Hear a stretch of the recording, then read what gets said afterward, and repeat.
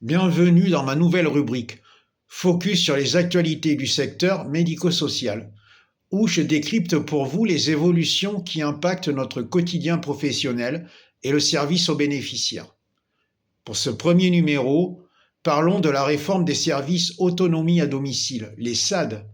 L'objectif officiel, mieux coordonner les services d'aide et les services de soins et simplifier la vie des usagers.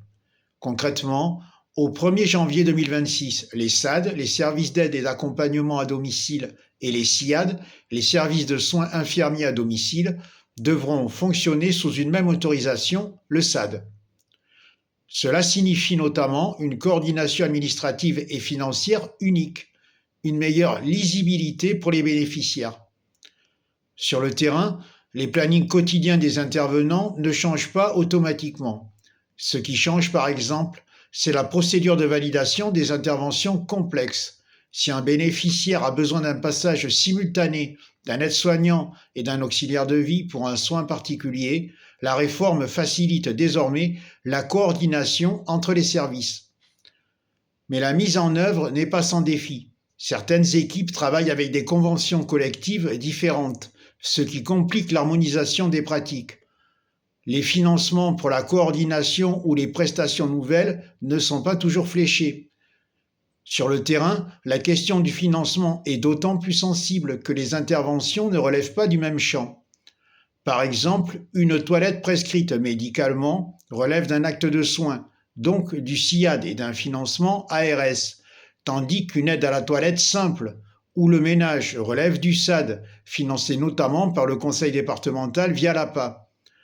Avec le service autonomie à domicile, l'idée est de fluidifier ces parcours, mais sans remettre en cause les frontières entre les métiers.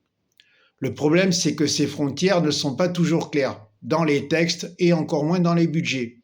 Certains actes mixtes, comme l'aide au lever, posent déjà question. La réforme n'a pas créé ce flou sur les financements, mais elle n'apporte pas de solution directe. Les structures doivent continuer à gérer cette complexité au quotidien. D'autre part, beaucoup de structures se demandent également comment rester pleinement actrices du maintien à domicile si elles ne disposent pas d'un service de soins intégré ou d'un partenariat avec un SIAD, car la réforme prévoit que les SAD coordonnent à la fois l'aide et les soins.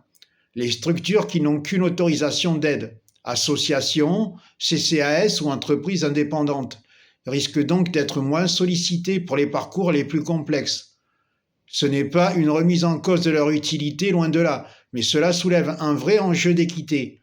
Comment garantir à tous les acteurs du domicile, quelle que soit leur taille ou leur statut, une place à l'accompagnement global des personnes âgées ou handicapées?